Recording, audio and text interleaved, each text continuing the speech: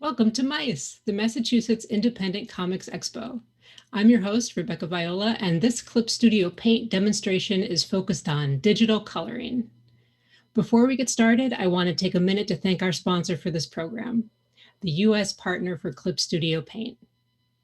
During this webinar, we will be giving away 2 free software licenses for Clip Studio Paint Pro. If you'd like a chance to win, all you have to do is type your name into the chat and stick around. And thanks to all of our arts advocates.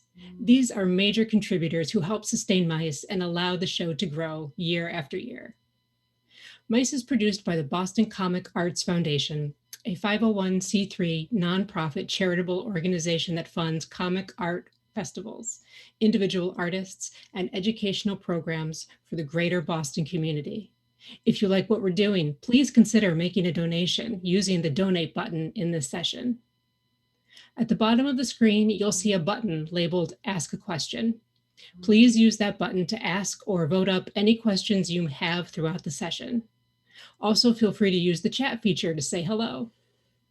Finally, we'll be streaming this panel through our Facebook page, facebook.com/MICEXPO, for audience members who would like to use the automatic closed captioning function that Facebook Live offers. And now I'd like to introduce our speaker, Dirk Tiede. He is a Boston-based artist and author of the 6-book Paradigm Shift series. His work has been featured in numerous books on digital art, webcomics, and how-to books on comic creation. And he's also appeared on NBC's Heroes.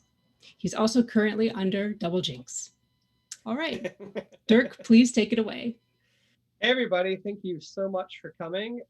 This is sort of part 2 of my Clip Studio Paint demos series.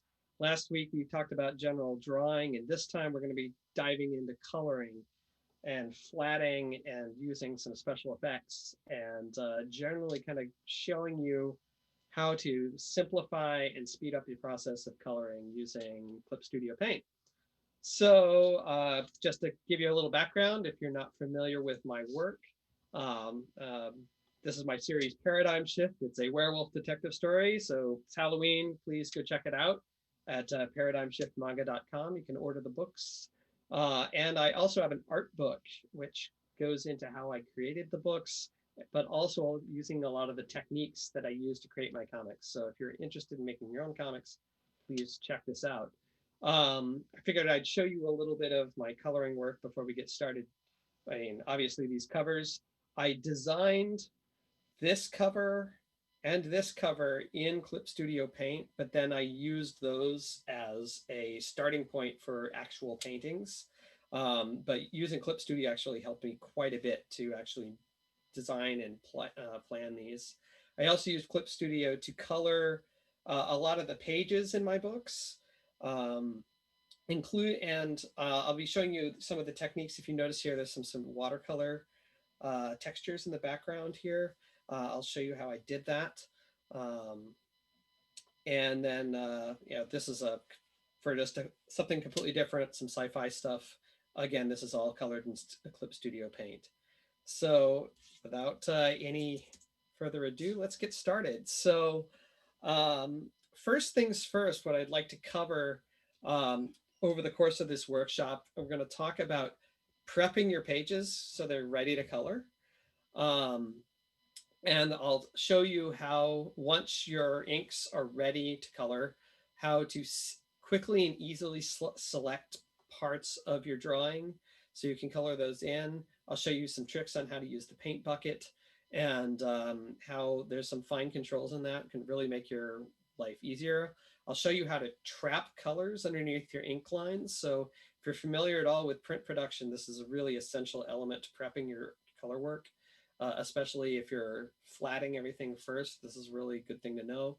And then if there's time, I'll show you some tricks on bringing textures into your work and using selections and layer modes to make your artwork a little more interesting. And we'll cover screen tones as well, which is something that Clip Studio does really well. So let's get started first with prepping your work. So I have here, this is a just a panel taken out of my latest book. This, I colorized it just for this workshop. It started out black and white. And if you're working straight in Clip Studio and you have already penciled and inked your work in Clip Studio already or another program, but you know, I'm going to assume you were working in Clip Studio. And so you have your inks ready to go. Well, you pretty much can just start coloring right away. However, I want to like show you how I set up a page, and I deliberately put all my inks on different layers here.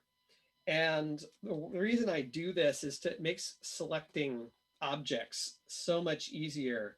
So if I were coloring this and I wanted to select this whole panel, I could just go to the borders panel layer here, go to the magic wand, and by default, there's two different settings. Well, there's three, but there's only two that I use.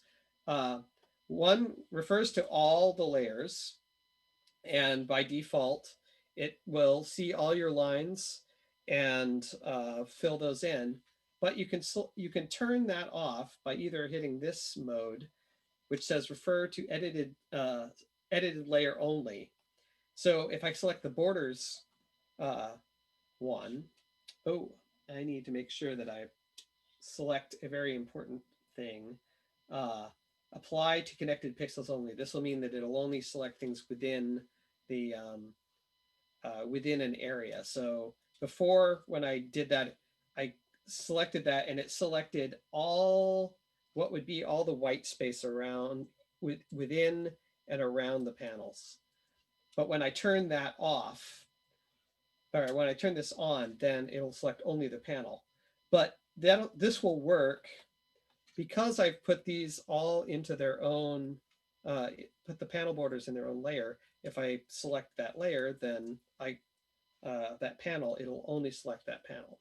Likewise, if I wanted to say select this character in this panel, I can use this same idea to isolate that character. I can go to the characters uh,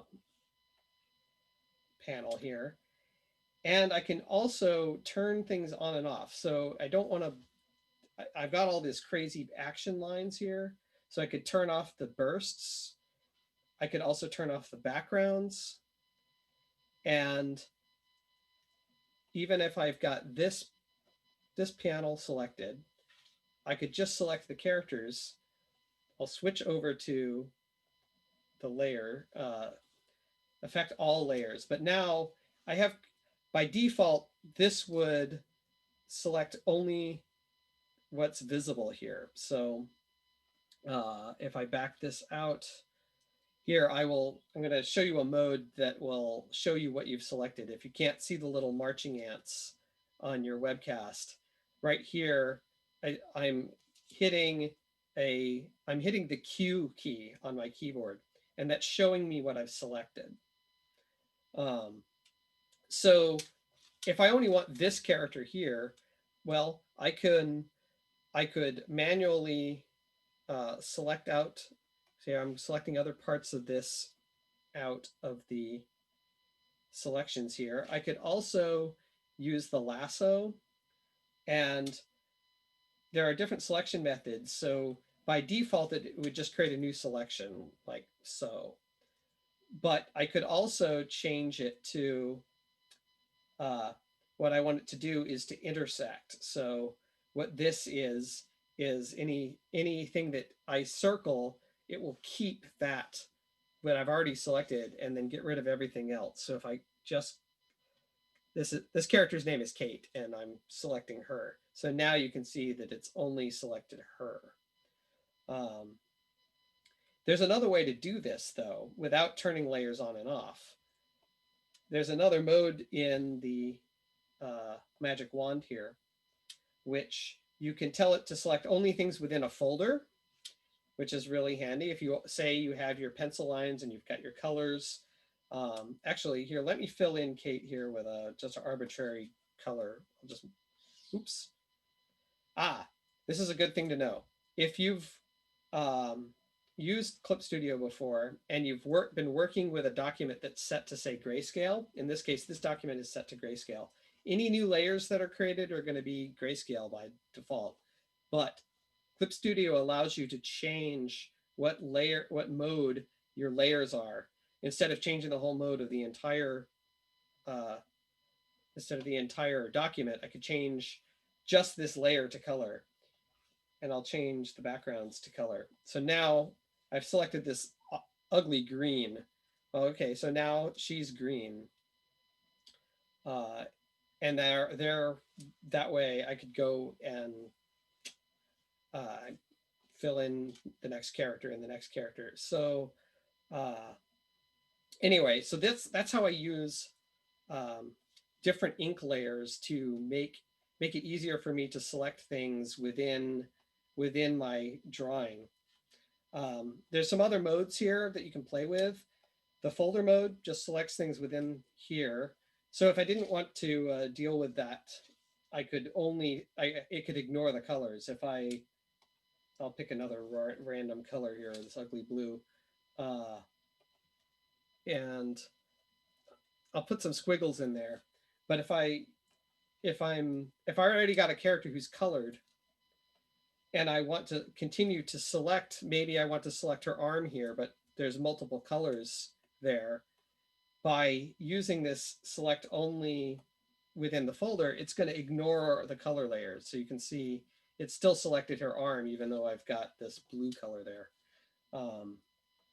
Likewise, there's a similar one which allows you to select actual deliberate layers. So I could say if I wanted to select the, let's see, maybe I want to ignore these burst lines. So I could select the borders, the backgrounds, the characters, and the balloons, but it's going to ignore these burst lines. So now you can see the selection is going to go around those burst lines. Whoops. I made a boo-boo. Let's try this again. All right, so burst lines. Nope. Oh, I see what happens. All right, good to know. If you hit the undo button, it will deselect your layers. So, oops. Sorry about that.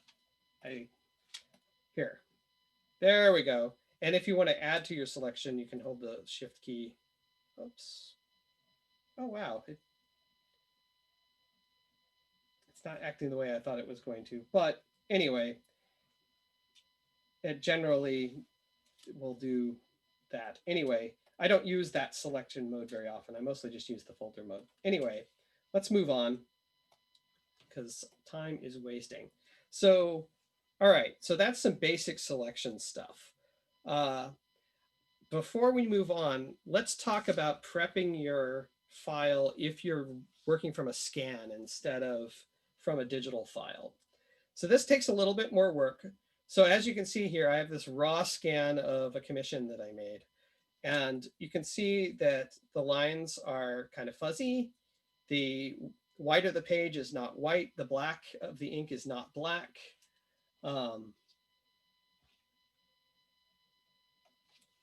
So what I'm going to do is, first things first, let's make all that white really white and all that black really black. And what we're going to use is a levels filter. So that's under Edit, Tonal Correction, Levels. This is a basic tonal thing, similar to the version in Photoshop, but this is good for prepping your file. So what we want to do is we really want to wash out all that white that's sort of gray. We're going to make that really white and really gray. This looks pretty good. However, if I wanted to color this, I have a problem. If you zoom in really far, you can see the edges of these lines have this little bit of gray.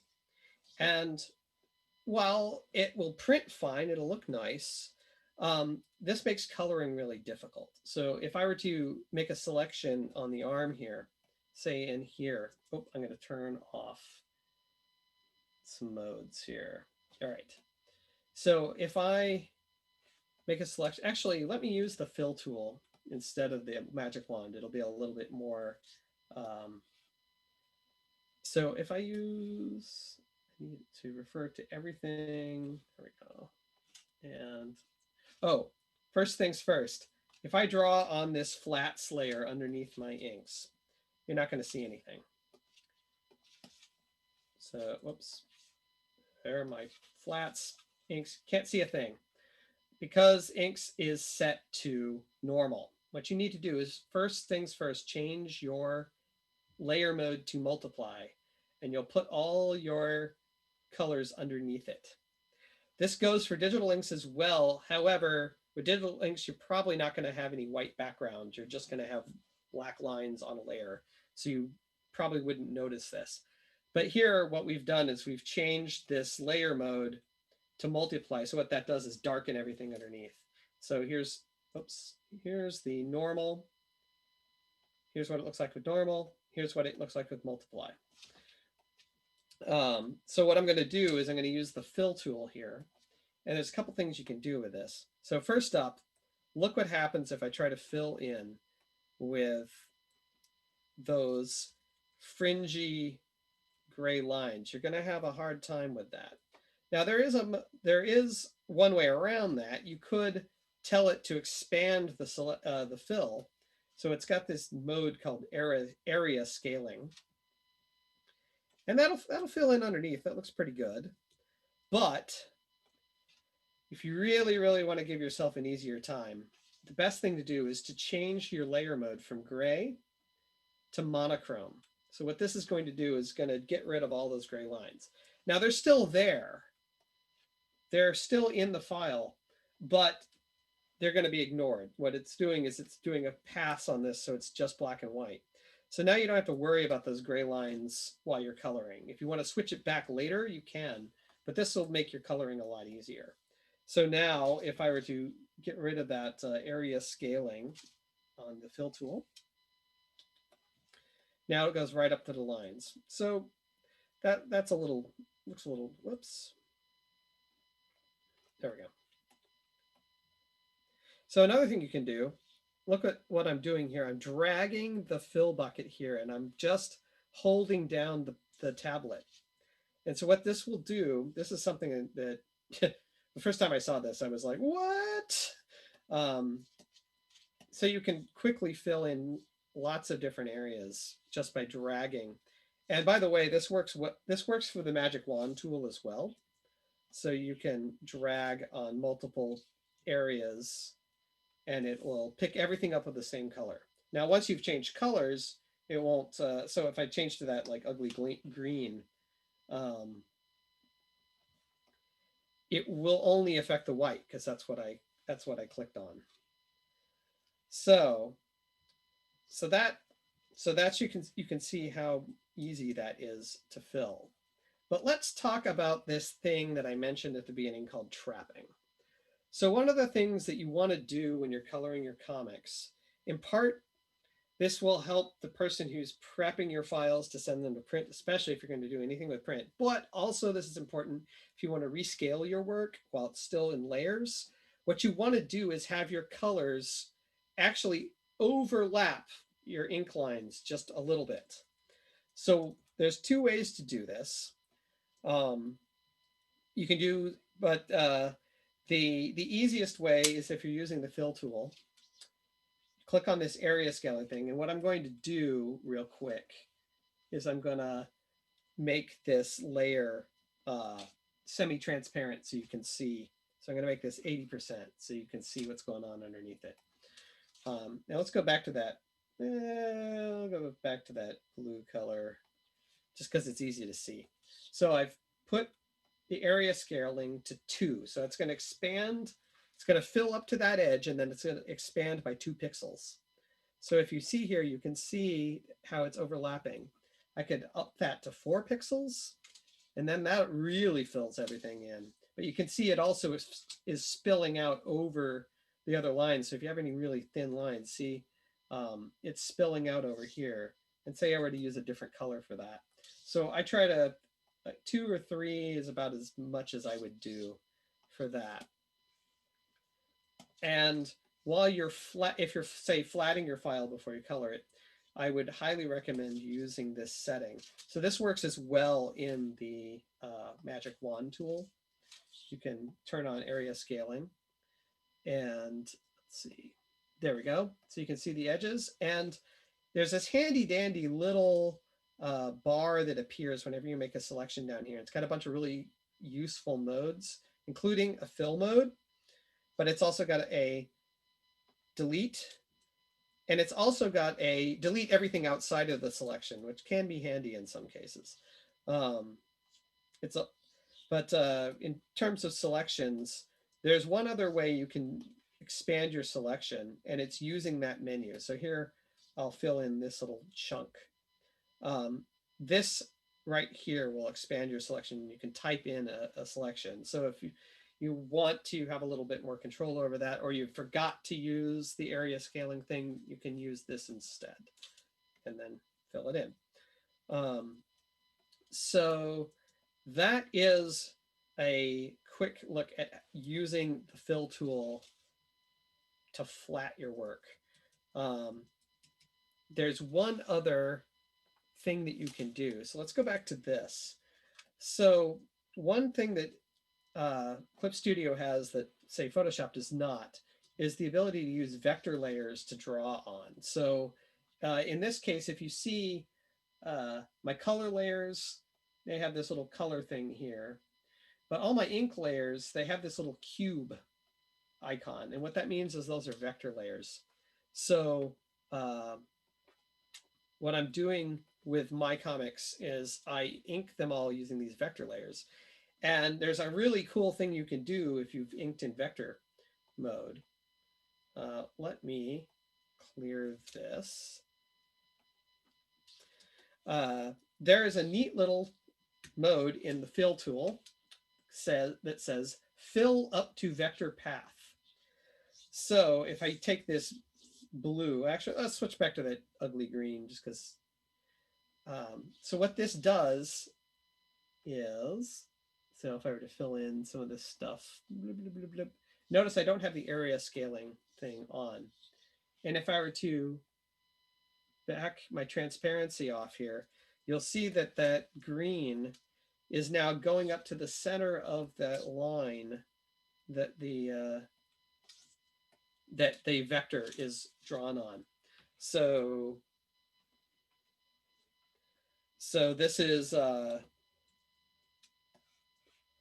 yeah, this is a really easy way to trap all your colors. So if I say on the background, use that blue and switch over to the fill, you can see that now it's edging right up against that other line. So this way you can actually fill in all the different layers. Another thing you want to consider while you're doing your flatting is using different layers for your characters in your background. So let's go back to selecting a border here. I will use the magic wand. I'm just going to affect this particular, I'm going to just select within my panel border. So I'm going to use this tool. And what I'm going to do is I didn't have the area scaling here set. So I'll expand my selection by, say, 2 pixels. And then I'm going to hit fill on the background layer. And then if I were to go ahead and, again, I'm using these obnoxious colors, so they're really, really easy to see. And as I understand it, a lot of people who do flatting in comics do something like this. You cannot miss whenever you've filled something in.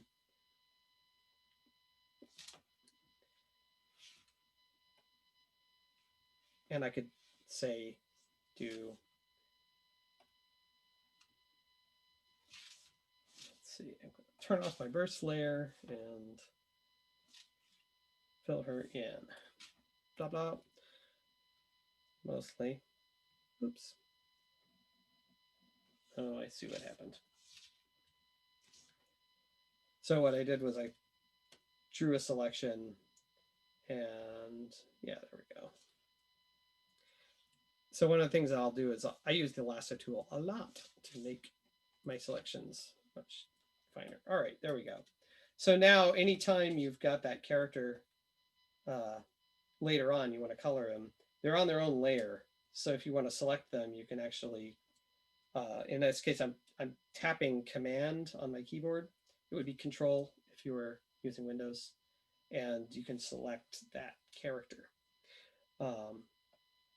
So if I were to want to work on just her or do something, I can quickly go back and select her. So I've got a finished version of this over here. So here is this panel, and we'll build it up. So I've got my backgrounds layer, and it's mostly one color with just a couple of highlights knocked out. Then I've got the characters on their own layer. So if I wanted to say select this person in the foreground, I could take the lasso, select, then I'm going to hold Control, and I'm going to hold Option and Shift. And when I do, whoops, Control and Shift. No. Yeah, there we go. There's Control, Option, and Shift. And so this is going to take a look at what's in this layer and look at what it intersects with my selection and just leave what's left. So it's an easy way to quickly select things if you want to go back. So another thing you can do once you've actually colored a character,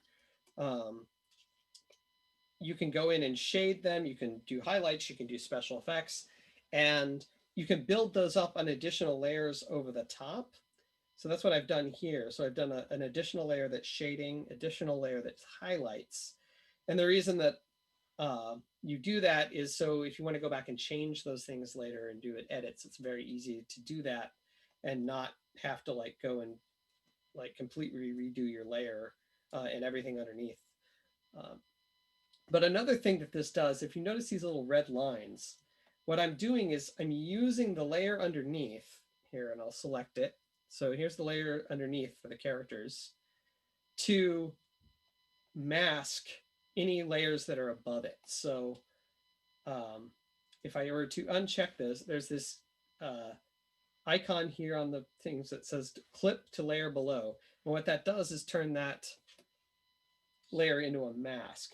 So if I say wanted to add a highlight, say I'll steal a slightly lighter skin tone here from the other character, and I wanted to add a highlight onto this character, the edge of this character's face. Oh, maybe this isn't the best place to do it. Actually, I know what I'll do. I'll put a shadow over here. This will be a better demonstration. So if I wanted to put a shadow here, and I could go outside of the lines, but when I turn on this clip to below, and since the highlights is below the shading, I want to make sure both of those are selected. See, now it disappears. I could turn that on and off. So this layer and this layer,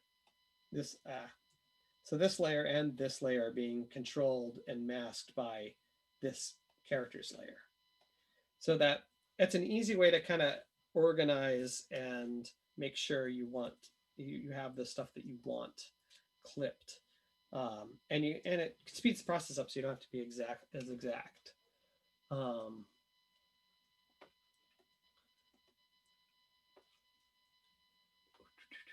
All right. So let's see. Where are we at? Okay, we're about halfway. Okay, this is good. This is good. We've got plenty of time. Just seeing if anybody has any questions so far, but looks like we're okay. But Zach, feel free to interrupt me, or Rebecca, feel free to interrupt me if there's some pertinent questions to what I'm talking about that come in. All right, so let's talk about screen tones. This is a great place to to shove off onto screen tones. So the first thing to know, there's a couple ways you can handle screen tones. The way I do it is I actually just do everything using grayscale in Clip Studio. I did this something similar in Photoshop back in the day, but what I'd have to do is I'd put in my gray and finish it all out, and then I'd have to like copy that whole thing and create a new document in Photoshop, and then convert it into halftone using the image modes, and create an entirely new file. So there was no way to preview the classic manga screen tone look without having to like cut and paste and run a completely different image mode and then output the file and see what it looks like. But in Clip Studio, you can do this really easily by using this icon up here in the layer properties. So what this does is just automatically convert any grayscale layers into screen tone. And you can set all your properties right here. So right now I'm going for a fairly coarse screen tone at 53, but I could up that to 106, and now I've got a nice fine screen tone. Oh, it looks like it maxes out at 85, but no more than, yeah, it looks like 85 is as high as you can go. I don't really play with the density that much, but there's some control over that. But there are all these different settings. So you can, another classic one is to use lines. You can set the angle for the lines. So if I want these at like 90 degrees, so they're straight up and down, that actually mimics how some of my hand-drawn artwork has been looking lately. There are noise. So it's just straight up. You can change the size of it.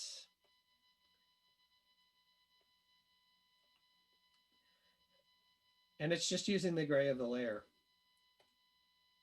to create these different looks.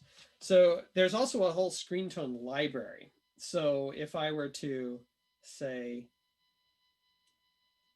let me turn that off. So if I wanted to say, make her shirt something different entirely, let's see here. I'll make a selection from that. I'm going to create a new layer. And then we've got this screen tone. Well, there's a simple screen tone setting here. So if I were to replicate that, it's just creating a layer, same sort of deal. So that's one way, that's one other way to do it. And then there's this whole library over here. And it is, here we are. Your copy of Clip Studio might have this in a slightly different location, but these folders are the libraries that it comes with. And I only use this from time to time, especially if I'm looking for a very particular type of tone. Let's see. These are all noise, but there are other ones. Let's see. Oh yeah, so there's, say, what if I wanted to use this brick one instead? Nope. Oh, I have to download that. Sorry, I don't use these that often, but well, let's use this one just because it's already downloaded. Oh, it didn't quite go. I don't know why that is. Okay. Oh yeah. Okay, that one worked. So yeah, it's as simple as just dragging from over. Sometimes some of them have some weird settings. Oh, I bet that one was white, and so that's why I couldn't see it. And you can, whoops. Yeah, you got to like use a selection and then drag it in. So, and then you can download all sorts of other ones.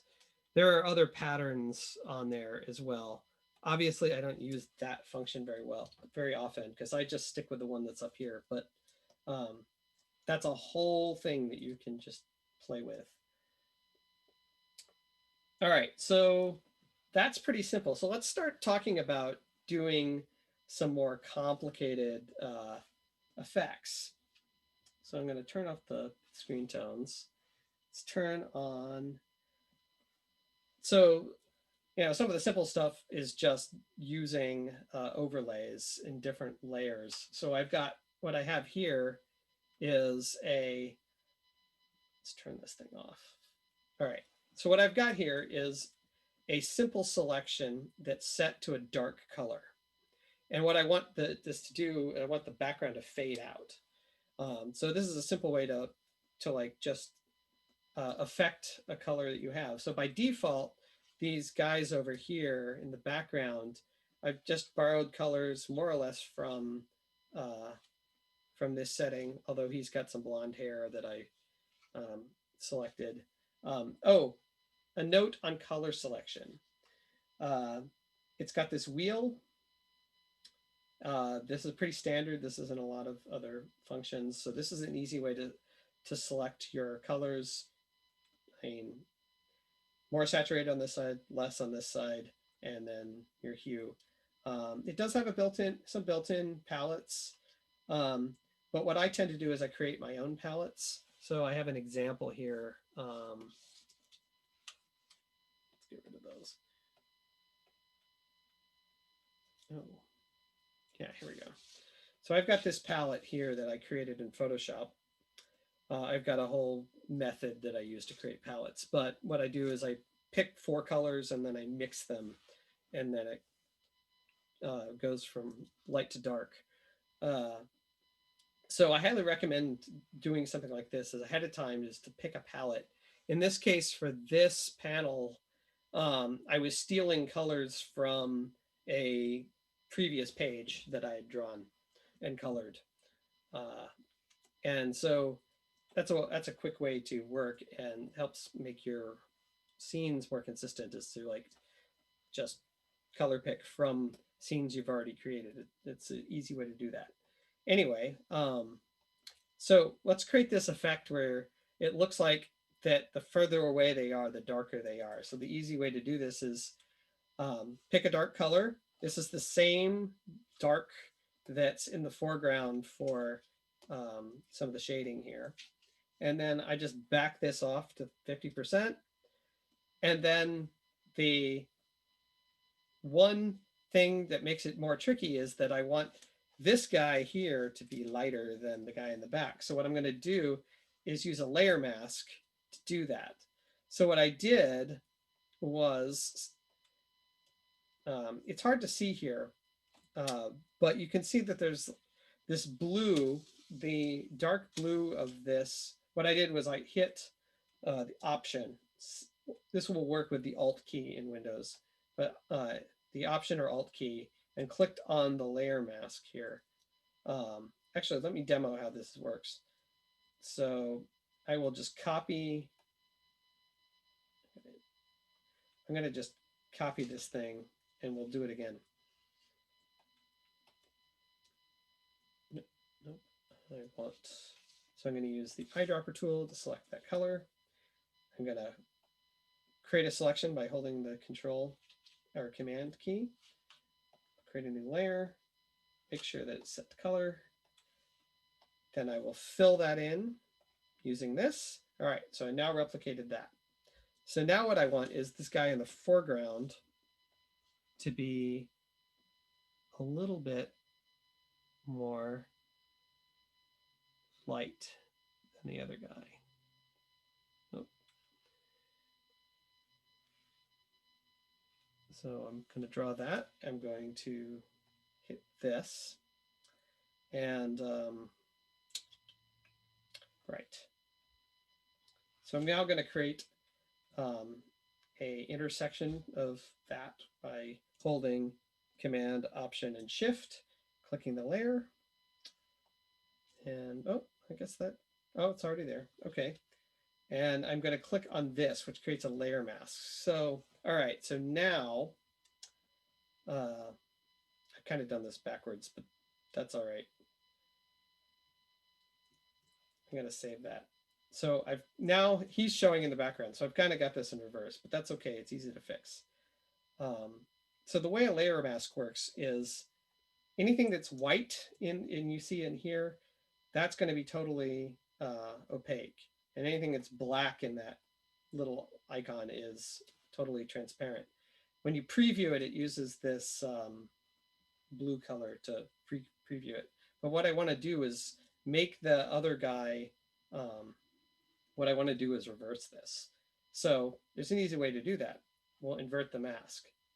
So what I'm going to do is hit, gonna hold control again so I get that whole segment. And I'm going to go up to edit, and I make sure that I've got the mask selected on this layer. And we're gonna use a basic filter. Where are you? I think it is under here. Is there invert? Where's invert?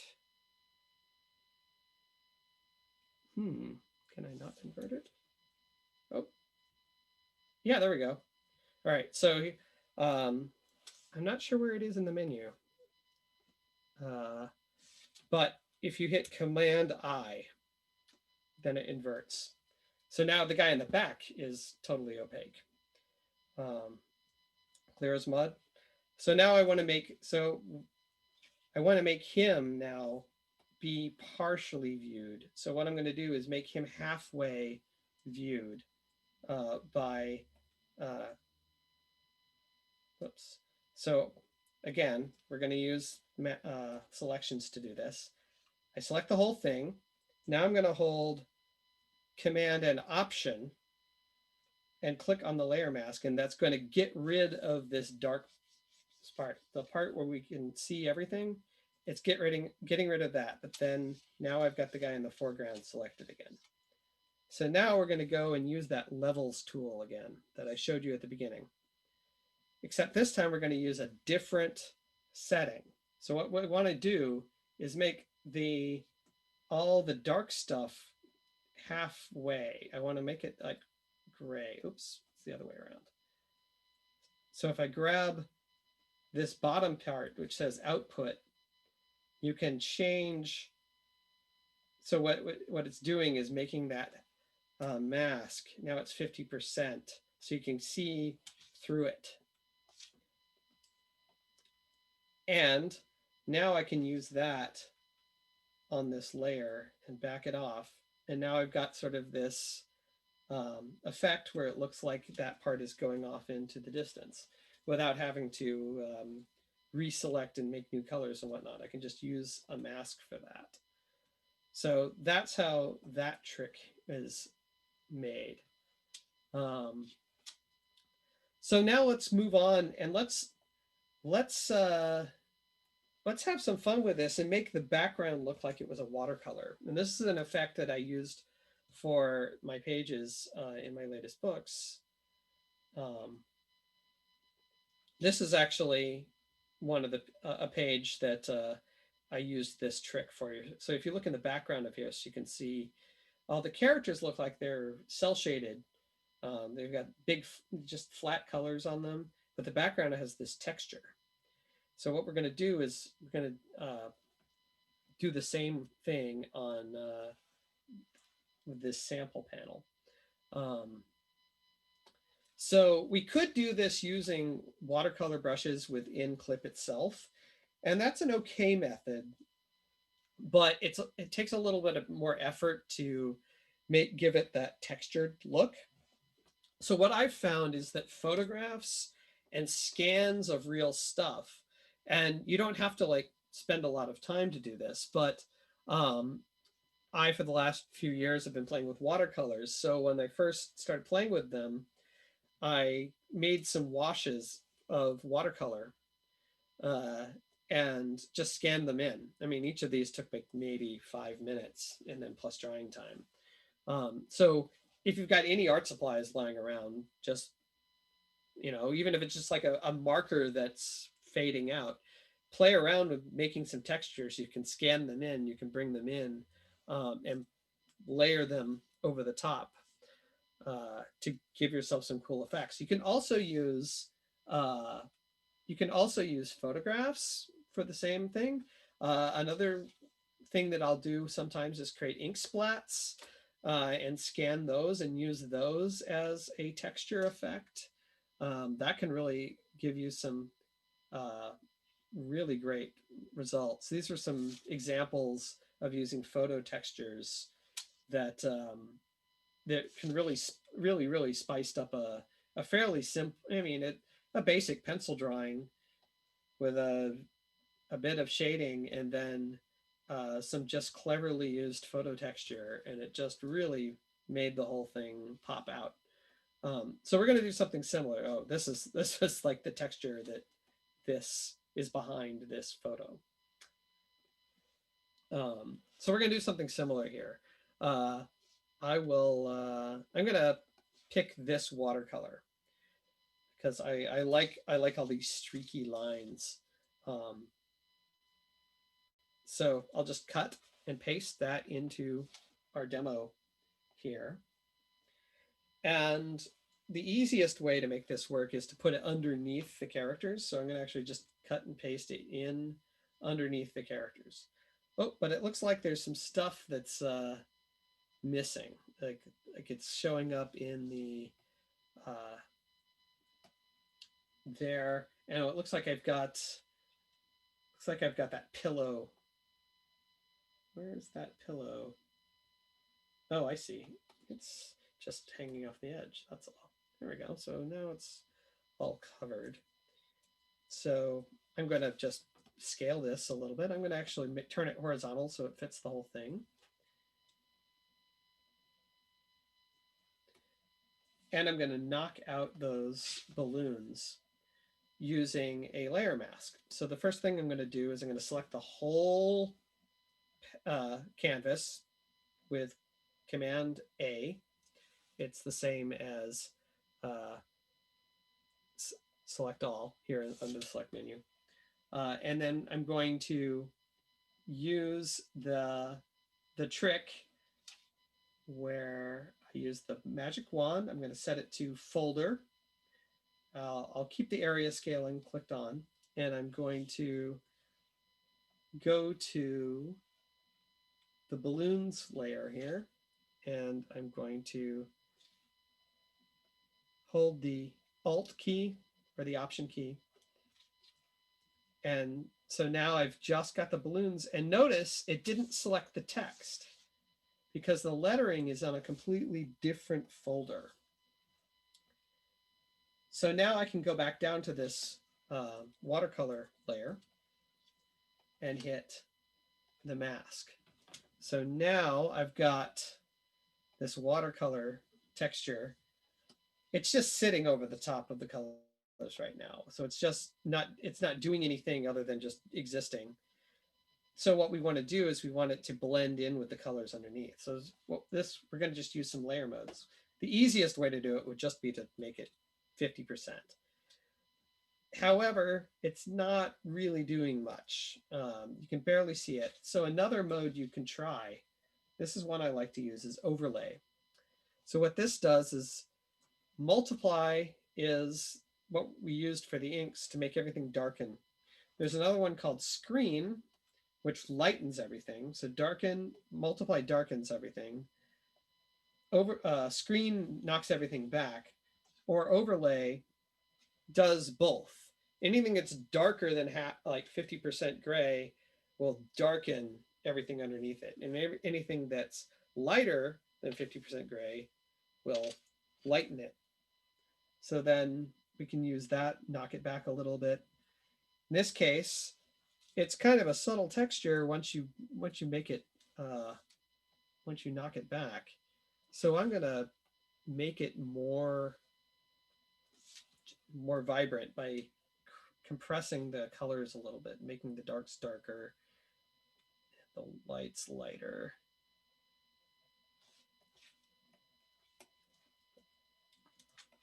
And there's even some more complicated ways you can do this. For the watercolor effects that I used for my book, I actually made watercolor paintings that were really quick that I used. I printed up a really light version of the inks onto watercolor paper, and then actually painted them in, and then brought those scans in to layer over the top of the colors that I did in Clip Studio. And then what I did was break them up into a couple of different layers. So I could copy this real quick and layer over the top. So now it's over the top of everything. And first thing I did was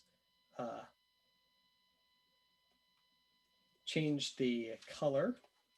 So now what it would do is it's colorizing everything over the top of it. So and usually what I would do is like set that to 50%. So I'd get some of the watercolors and some of the digital. And then another layer I did was the overlay layer. And I have to recrunch those. And then I did one other, which was, it's called Luminosity. Or in this case, I think it's labeled brightness. And so what this does is takes everything that's underneath it and changes it to the same level, darker light. And so what I could do is I could back this off to like just a little bit, and I could use that to control how much of that texture I put in. I could also do this with a photo. There's a lot of different ways you can do it, but you can just use these layer modes here to add a bit of texture over the top of whatever it is that you want to create. Oh, I want this one. Nah, I'm going to use this one.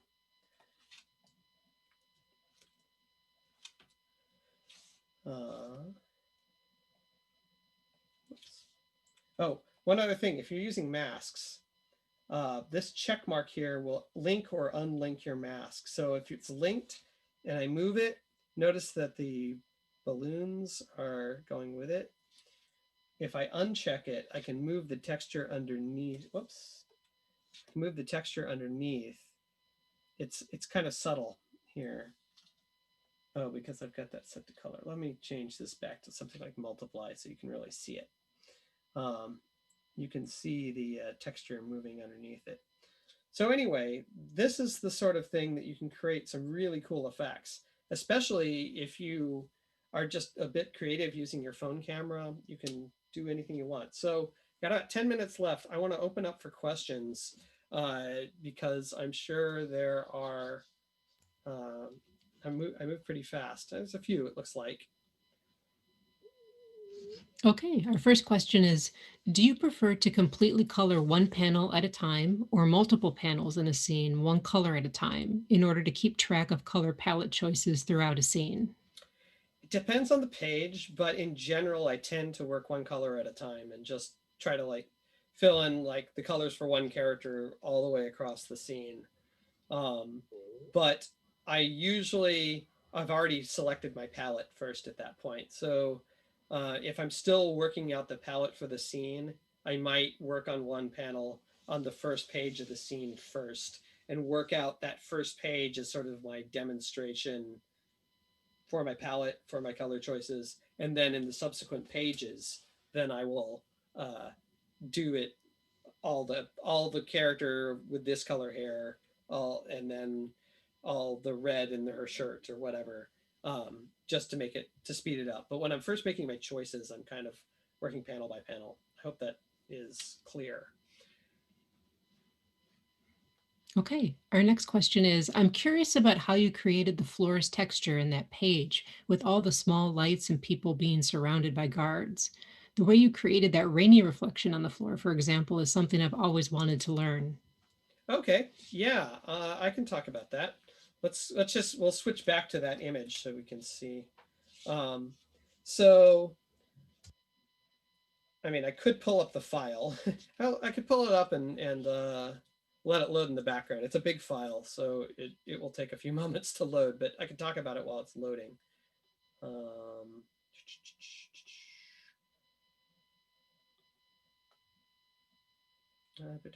Where are you? You are somewhere in here. Oh, geez. Um, you know what? That's going to take too long to find. It'd be better to like kind of just talk your way through it. So forget the rainy stuff first. Forget the texture. The texture effect I created using a similar method where I actually took one of those watercolor backgrounds, and that's exactly what's going on here. However, for the reflection here, what I did was I took not the texture, but I took the colors that each of these characters, I copied the layer with their colors on it and then vertically flipped it. So this guy here, I cut out just his colors and did a vertical transformation. So it flipped it. And then I lined up his feet with his feet. And I did that for each of the characters and put them all and then knocked them all into a single layer. And then this, I wanted to give it that look like they're standing on metal. I used a filter, a vertical, well, it was what's it called? It's a blur, it's a directional blur. And then I had it just set at 90%. So it's straight up and down. And I adjusted the number of pixels so it looked right. So I could still make out some of the detail, but it was still blurry. And then I did a similar treatment to the background uh, of this part of the scene behind the characters, and I just did the same thing. I did a vertical flip underneath them on a separate layer, and did the same treatment with the vertical blur, and then I just adjusted the transparency on that over the top of uh, the oh, one other thing that I did on underneath those effects was I did some subtle gradients. So wherever there was light color in the background, I did a gradient that went from that red or from this dark point. So I like took that yellow and I did the red, and I did a gradient that went from uh, like red to yellow to red, and lined it up vertically uh, with these rings and the light points that were in the background. That then that sort of gave it that metal sheen, and then over the top of that, I layered these blurred vertical blurs. And then for all the lights are on a single um, layer set to screen. And then each one of these is just a little gradient. It's a little radial gradient going from white to a blue to black. And then I would make a little selection, do that little radial blur over each point of light that was already in the color, and then that created that little glow around them. Um, so, but I wish I could load up the file, but it's like a gig, so it takes a while to load up, and I don't want to waste the time in the that we have left. So hopefully that's a useful answer. But I like using layered effects like that. But I'll do all the special effects last after I've done the coloring for the page first. Any more questions? Yep. Our next question is, what's the benefit to coloring in Clip Studio versus Photoshop? Those selection tools are just way better, for one thing. The ability to uh, use that fill tool and just like knock multiple things all at once, and to be able to have it automatically change the area on it, to me it just goes 5 times faster in Clip Studio. There are certain techniques like the using layer different different parts of your ink drawings on different layers. You can do that in Photoshop, but if you want to edit anything on multiple layers at the same time, you can't do that in Photoshop. You can do that in Clip Studio. So there are just elements of it that are way, way better in terms of like speed and efficiency. I found especially just magic wand tool, both the magic wand. Oh, I didn't even demonstrate this. The magic wand tool and the fill tool both will fill gaps, for instance, which is the sort of thing that like will just makes me crazy in Photoshop. Let me.